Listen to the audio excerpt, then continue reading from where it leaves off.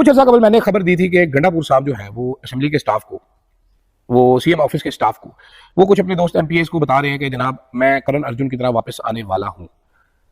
तो मैंने ये खबर ब्रेक भी की थी। उसके बाद सन्नाटा छा गया मेरे जराये की तरफ से, लेकिन मेरे जराये से ज्यादा निकले शहजाद अकबर, बैरिस्टर शहजाद अकबर साहब के जराये। बैरिस्टर शहजाद अकबर साहब को मैंने उस दिन ताने भी मारे हैं। मैंने उनको कहा जी 2 वीलॉग किया करें, आप डीजल इंजन है, एक ही वीलॉग कर देते हैं ना बड़ा, 2 करया करो, लोगों को अपडेटेड इन्फॉर्मेशन दिया करो। तो वो इस मामले में गुस्सा खा गए। उन्होंने कहा अच्छा मैं 2 करूंगा। तो उन्होंने सवेरे सवेरे खबर छिक मारी।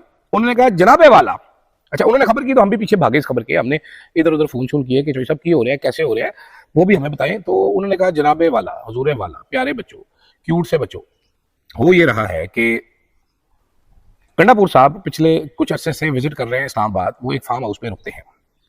वहां पर जनाब उनकी मुलाकातें जो हो रही हैं वो हो रही हैं राना सनाउल्लाह साहब से। अब ये कंसिस्टेंट व्यू है उस चीज से कि अचकजई साहब भी राना सनाउल्लाह साहब से करीबी राब्ते में। राना सनाउल्लाह साहब फायर फाइटिंग कर रहे हैं सारी की सारी हुकूमत की एमा पर, और तहरीक इंसाफ को ट्रक की बत्ती के नीचे लगाया या वाकई कोई सोल्यूशन ढूंढ रहे हैं। लेकिन एक डिमांड थी पॉलिटिकल गवर्नमेंट की कि भाई आपने इनको दबा दिया, अब हमें आगे आने थे, फ्रंट डील हम पॉलिटिकली हम डील करेंगे, बेहतर डील करेंगे, वरना बदनामी बड़ी हो रही है। या एस्टैब्लिशमेंट की डिमांड थी, कोई ऐसी चीज भी चल रही थी, वो मैं आपको दोबारा कंफर्म कर दूंगा, लेकिन ये कहानी भी थी।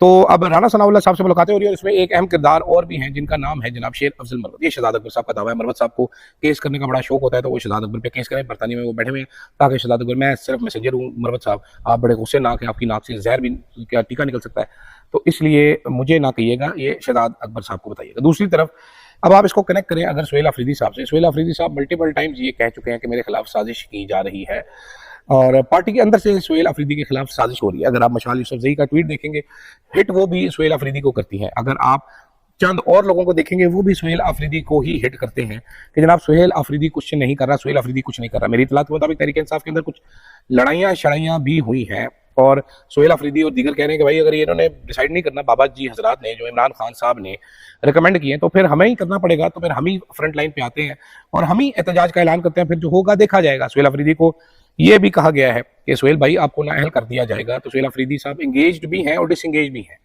ठीक है, और प्रेशर में भी है क्योंकि तनकीद सारी सुहेल अफरीदी की तरफ ही हो रही है और खासतौर पर अलीमा खान की तरफ से। लेकिन पार्टी के अंदर ये भी चल रहा है, तो ये भी आपको बताना बड़ा जरूरी था।